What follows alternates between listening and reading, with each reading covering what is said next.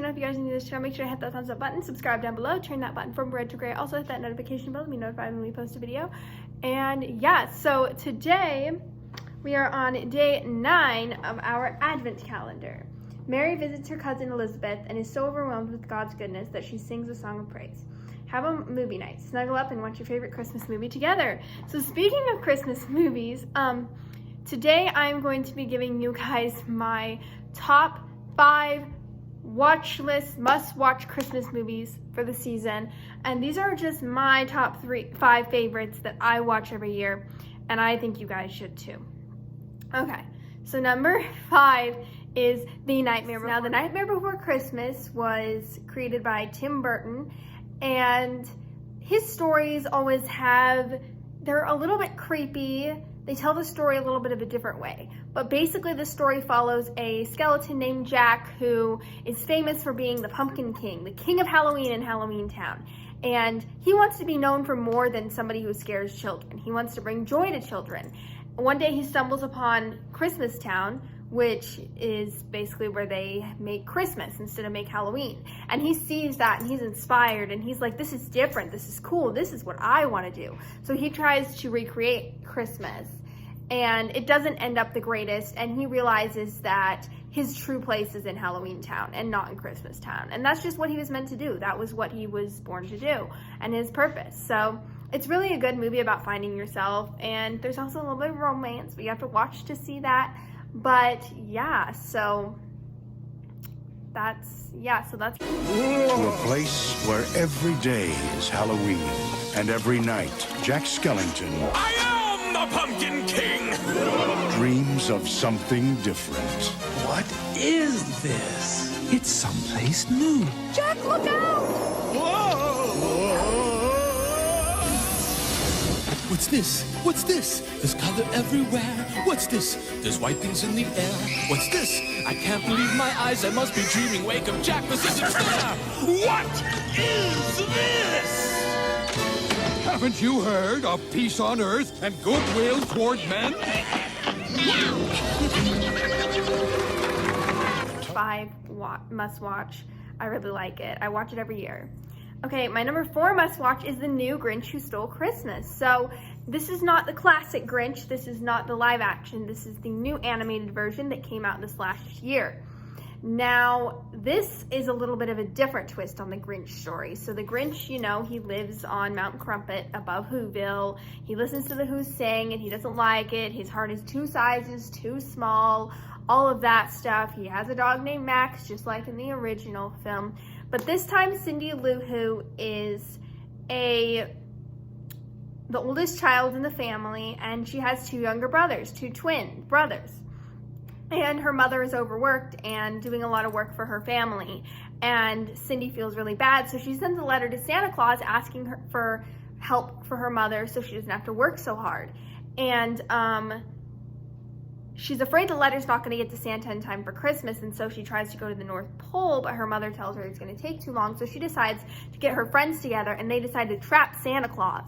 And it's just a really heartwarming story. Honestly, I cried about just like family love, and the Grinch obviously finds out what he's trying to do for what she's trying to do for her mother, and he tries to help. The little girl kind of warms his heart, and it's just so cute. It's such a good movie, and it's my favorite Grinch so far, so that's why it's my number 4. You getting that? No.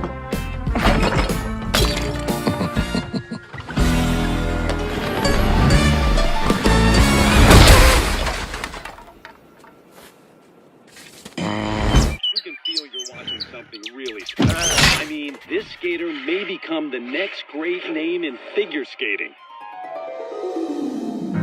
I am beautiful in every single Number 4 on must-watch list. My number 3 on must-watch list is Christmas with the Kranks. If you guys have never seen Christmas with the Kranks, it follows the Crank family. I forget their names,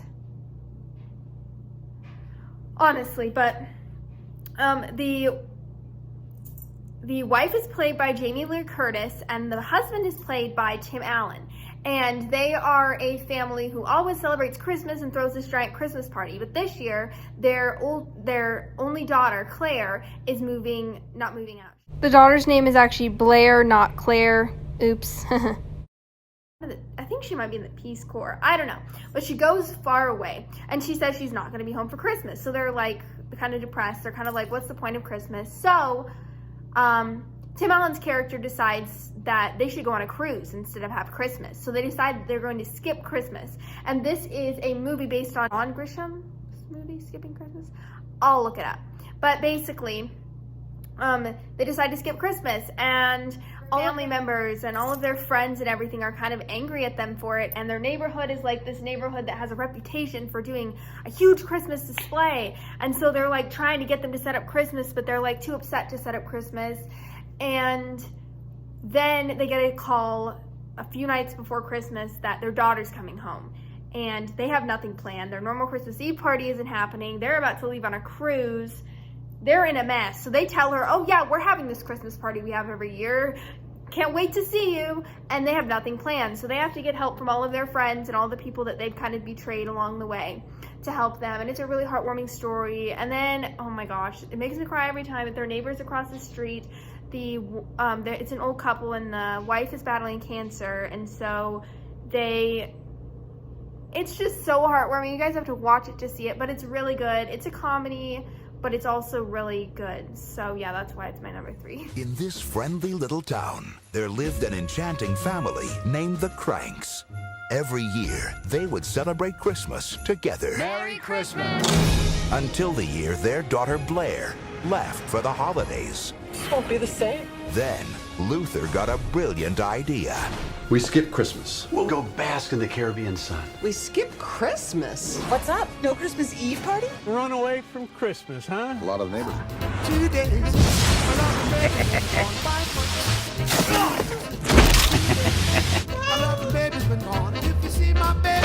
Free Frosty, free Frosty, free. They want Frosty? They do not get Frosty. Nora, stop the car. Talk to me, Nora, please. Hurry, if you see my baby, please send her home. Hello? Mom, Dad, I changed my mind and I'm coming home for Christmas. What? Based on the best-selling novel Skipping Christmas. We have only 12 hours, so we're gonna perform a little Christmas miracle. I'm getting the ham. You get the tree. My number 2 is Home Alone. Now, Home Alone is a really good movie. It's this giant family. And the second to youngest child, this boy, he's feeling pretty left out and upset. And he kind of wishes that his whole family would just go away and he could spend Christmas alone because he gets really annoyed. And his family, including him, is going to France for Christmas. And he wakes up in the morning and realizes that they're not there anymore. And that they left without him on accident because they counted wrong. So they're very upset trying to get back to him once they realize that he's gone. He's very happy because he gets to spend Christmas alone. He's like eating ice cream sundaes and watching movies he's not supposed to watch and ordering pizza and all this stuff. But little does he know that there are some robbers in the neighborhood that are trying to rob his house. So once he figures that out, he kind of devises plans, this little kid, to like try to get them out. And there's like a bunch of traps he sets for them and stuff, and it's really fun. And it's a really good movie. So it's a comedy, but it's also really good because there's also this man, his neighbor, who helps him out a lot, this older man who hasn't seen his son in years and is afraid to talk to his son. So there's like a lot of underlying like other challenges and stories, and it's a really, really good movie. Where are you going? We're gonna miss the plane! When the McAllister family left on their Christmas vacation, Did we miss the flight? No, you just made it. Yeah! they forgot one small thing. Have yourself A terrible feeling. Did you lock up? let yourself be light. Do we set the timers on the lights? Mm-hmm. What else could we be forgetting? Our troubles will be ours. Kevin! Home Alone. Police in the northern suburbs are on the lookout for a pair of burglars who are calling themselves the Wet Bandits. We know that you're in there. It's Santa Claus and his elf. Get off my property. My number 1 Christmas must-watch movie is the Santa Claus series. I know it's a series, not a movie, but it is hands down my favorite of the whole season. So, the first movie follows Tim Allen again, his main character, Scott Calvin, and his son, Charlie. And they are, he has divorced his wife, Laura, and they're living alone, him and his son. And the son goes to the mother and then the father, like, different times. And so Scott has Charlie for Christmas. So he's like, okay, we need to have a good Christmas and all that. And in the middle of the night, they hear Santa on the roof, and he runs out there and he yells at him, and Santa falls off the roof and he dies. Now, because he dies, Scott is freaking out because Scott is trying to convince Charlie that Santa is real to not demolish his belief, but he's also really confused at everything and just in a pile of trouble with his his ex-wife. And so they decide to go up on the roof, and he puts on Santa's coat and they fly around and he delivers the rest of the toys. Now, at the very end, he gets taken to the North Pole and he's confused about this, and then he figures out there was a Santa Claus, like a clause in a contract, to where if he puts a red suit on, then that makes him Santa. And so he becomes Santa, so he starts to gain all this weight, and he goes back, and he's like trying to live his normal life, but he's also turning into Santa, and it's also turning his heart as well. He's less selfish, he's like more kind. Kids are coming up to him and asking him for stuff, and he's confused. And Laura and Laura's new husband are confused as well, and they kind of tell Scott that he can't see Charlie anymore, and Charlie gets really upset. And then Charlie decides he wants to go on a sleigh ride with Scott, and because he does that... It was the night before Christmas, and children were dreaming of the presents Santa would bring. Somebody's on the roof. But this Christmas Eve... Hey, you! The unthinkable happened. You killed him. Did not. Now, this night... If something should happen to me, put on my suit, the reindeer will know what to do. It's up to them... Let's go! ...to save the day. Together, Scott Calvin and his son Charlie take on the biggest dangers. Nice teeth. He thought it was just for one night. You're the new Santa. I am not Santa Claus. Ah. You put on the suit, you're the big guy. What if I don't buy into this Santa Claus thing? Then there would be millions of disappointed children around the world. He doesn't want the job. It was a dream. But it's growing on him. I've gained 45 pounds in a week. Now he's getting into the spirit. Ah! There are a lot of kids that believe in you. I want some ballet slippers. And getting ready for the biggest night of his life. How could I have done this without you, Charlie? You couldn't. Walt Disney presents a timeless tale that will warm your heart. I love you, Santa Claus. I love you, son. Starts looking for Charlie, and Scott becomes a wanted and gets put in prison. And the second movie, Laura and Charlie and everyone, they know that he's Santa, and he's up in the North Pole getting ready for Christmas, and all of a sudden he starts to become really thin and lose his beard and all this, turn back to Scott Calvin instead of Santa Claus, and he's confused. When his elves tell him that there was another Santa Claus, the Claus being the Mrs. Claus, meaning he had to get married by Christmas or he wouldn't be Santa anymore. So he has to rush down to... He